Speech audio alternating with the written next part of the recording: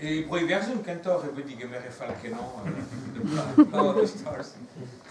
Pegur oa skrivet eo abet a c'hoariet war l'er emzavadeg iverzun, penaos 1900 a padal klaskaria, terri tabig a penaos a romantelez a oa en dro d'an emzavadeg, setu n'eblige ket an dud.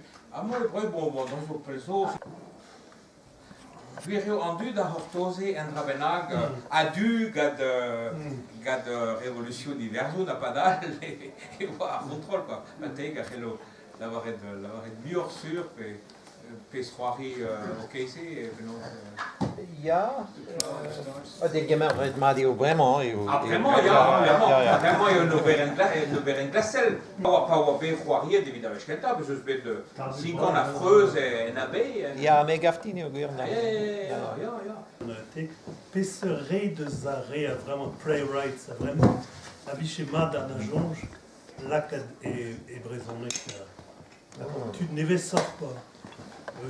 Brian Friel, beteg nous ket... Brian Friel is a McGuinness, Brian Friel zo, ja, pose déjà. Yeah, Frank McGuinness, the Factory Girls is mad.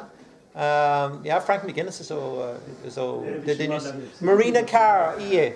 Marina Carr, was Johan Kawalach, The Bog of Cats. Marina Carr is mad kino. Yeah. Sebastian Barry is mad kino.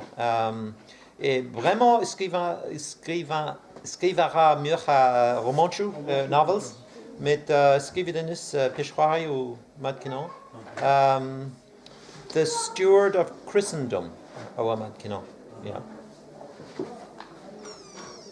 Und den alle so den kino e Martin McDonagh.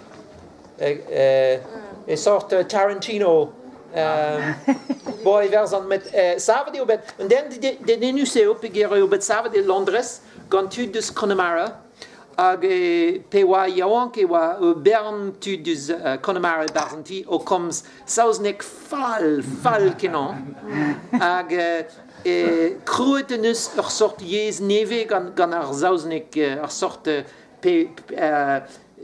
pelzo pe a wishkintom data vraiment e klevid mus e viche galig zout gan a bezantet ag sort sausnik zout en skrivet Martin McDonagh ag a wishkintom e gaitna e wa lakit war leran an drahe e broi verzan tu de Connemara dresto la lare an dre zore ni a goms gwelach a zaus na e getse.